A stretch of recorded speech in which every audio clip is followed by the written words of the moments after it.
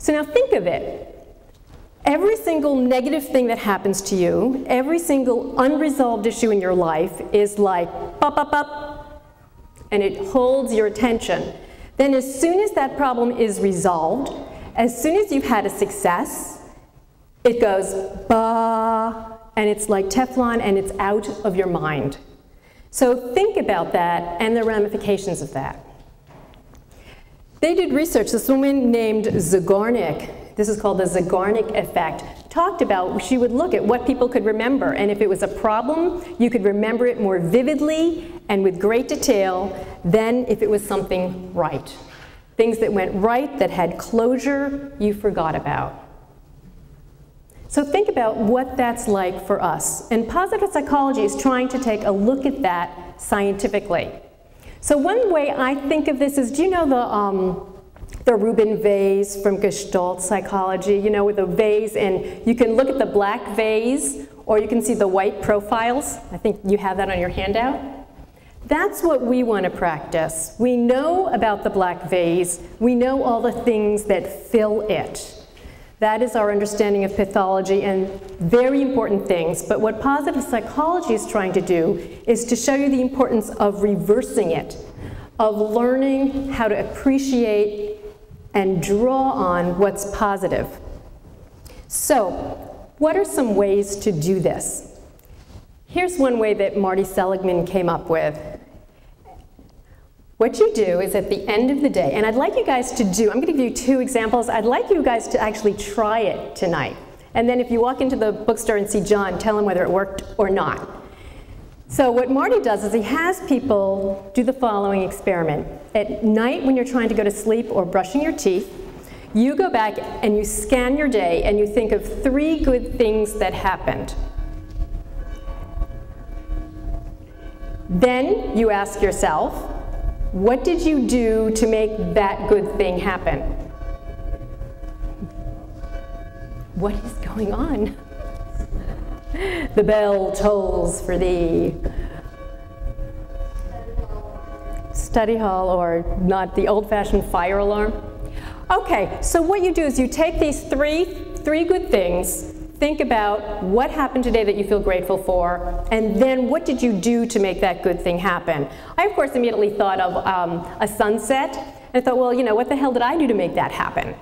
Well, I stopped to look. So it's like, really, what did you do to make that good thing happen? Now, this sounds, quite frankly, this used to be called the 3 blessings exercise, which quite frankly made me want to projectile vomit because it was so sweet. So we changed the name to the 3 good things. But here's what happens. They took 800 people. No, I'm wrong. They took 1,600 people. 800 people were given the assignment to think of 3 good things during the day and think about what they did to make it happen. The other group of 800, randomly assigned, were asked to think about 3 things from their childhood. Okay, fine. The first week, the 2 groups were the same. 3 months later, the group that had thought about the 3 good things was happier and less depressed. 6 months later, they were still happier and less depressed. 1 year later, they're working on the data now, and it's looking the same. So this difference of thinking about what's right with you and what's wrong with you, if you can make that a habit, can really, it's so simple. But because we don't do it, we don't wind up harvesting our own lives. We really live half lives by not really appreciating it. Then think about, what is the impact of this on other people? Have you all ever heard of the Pygmalion effect or the Rosenthal effect of when teachers were told that the children were bright or not? Have you people heard of that? And if you think about it, so there the teachers were, they had basically the kids that were just the same, and half of them were told, oh, this is like, you know, not the great group, we're sorry. The other told, these are the really great kids. So what happened to those teachers? They had a reversal of focus. They were focusing on what was right with one group and what was wrong with the other group. And after 1 year, there was a standard deviation difference in their IQ tests, which are supposed to be stable. They did at least 1 grade point higher. So think about that in your own lives, with your kids, with the people that you work with, and with yourself. That what you're focusing on can have a really big difference and an impact that can be measured, and we just never thought to really do that before. So for example, they've done this recently. It works with people, as you know, but we had to stop doing those experiments because it was too cruel. They then did it with rats. It also works with rats, and it also works with dolphins. If you have the same thing, a whole group of dolphins here and a whole group of dolphins there, and the dolphin trainers are told, think about how your dolphin is like other dolphins, e.g. ordinary. Then the other group is told, think about how your dolphin is unique from any other dolphin. That group, the dolphins, flipped more, learned more quickly, and were happier dolphins. So think about that. Step one, reversing your focus. It can have a more powerful impact than we imagine. And again, people have just never thought to study this before.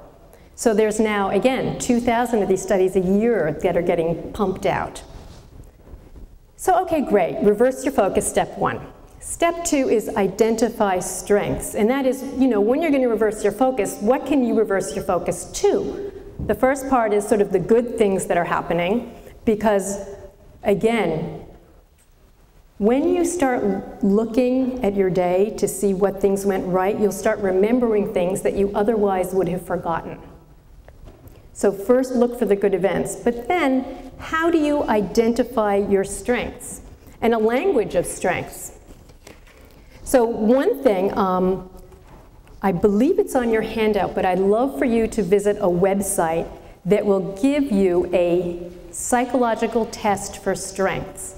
This test is called the Signature Survey of Strengths, the VIA, Values and Actions Survey of Strengths. And it is on AuthenticHappiness.org. Is that on the handout? I don't remember if I put that on the handout. Is that a yes or a no? No? Okay. Go to AuthenticHappiness.org. We'll take a bell break here for a second.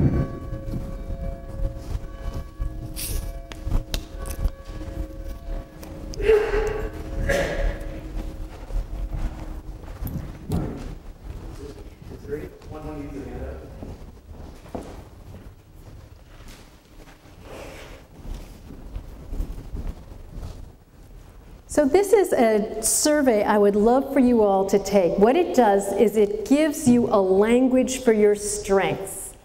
And if you think about it, we tend to have better language to describe things that are going wrong than what's right. And if you think about that, think about the last really awful fight you had with someone, if you were betrayed or you felt awful. And if you were in a psych experiment suddenly and I said, okay, give me 30 words to describe that awful interaction, you could just come up with those 30 words.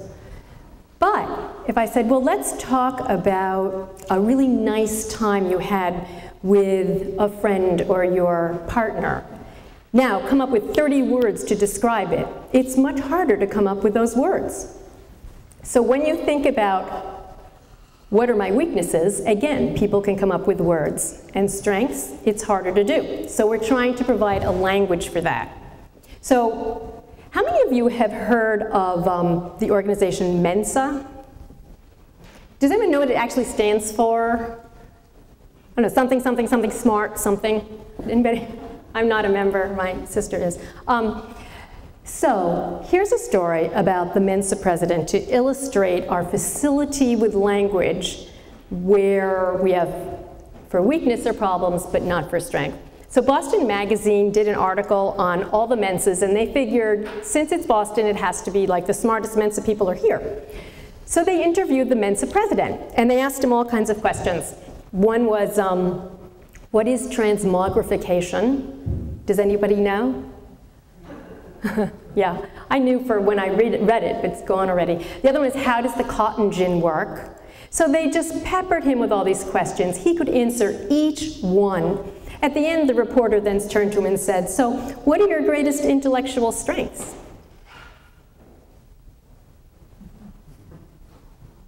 The guy says, I don't know, I'm stumped.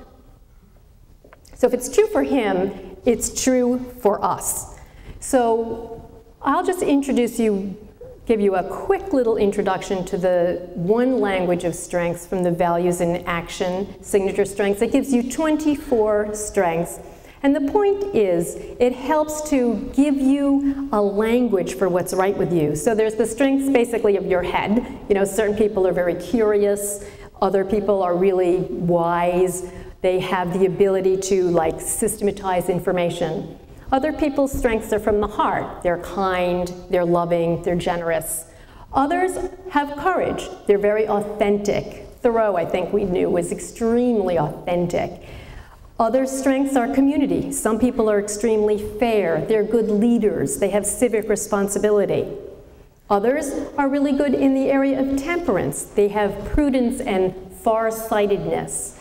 They are forgiving.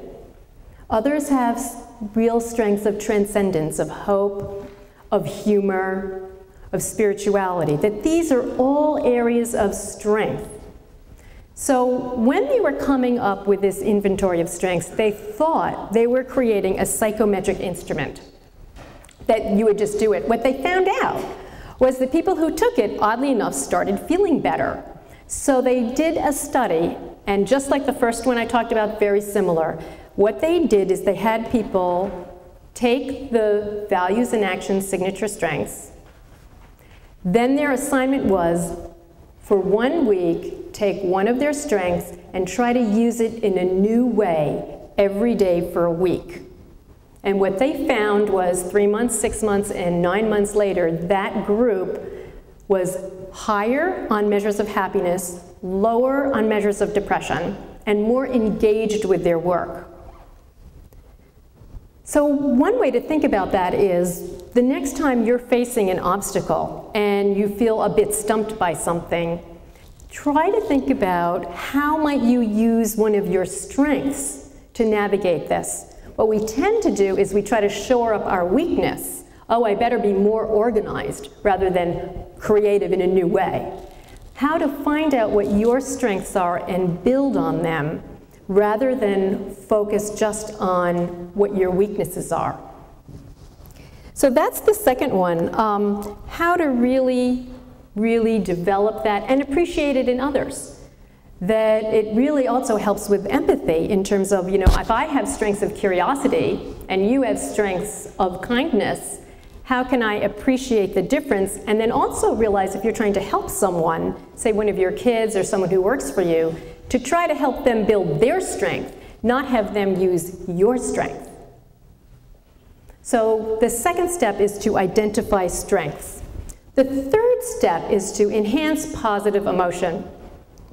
And here's one thing, it's like, what good is positive emotion? I know for me, when I started in this field, I was really worried that it would be all sweetness and light, which I would find incredibly annoying.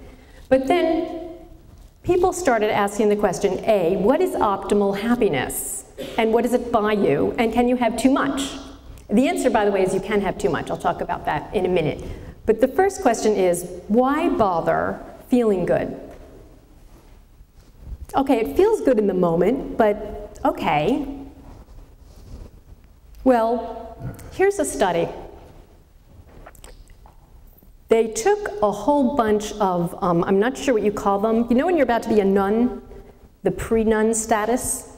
Is that a novitiate? A novitiate. Okay, they did this study. They took, I forget how many hundreds of nuns, and they looked at their essay that they wrote at the end of when they were a novitiate and they were applying to be like real nuns. So they took these and they rated them on scales of positivity.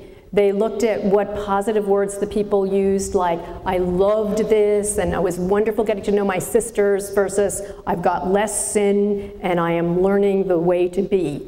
Okay, so fine. They rated them, let's say there's 100 nuns. Then they took the top 25 happy nuns and the lowest 25 unhappy nuns, and they compared them on one variable. 60 years later, were they alive or dead? Because it'd be kind of hard to fudge that data. Turns out, the nuns who are in the top quarter of happiness lived an average of 10 years longer than the other nuns.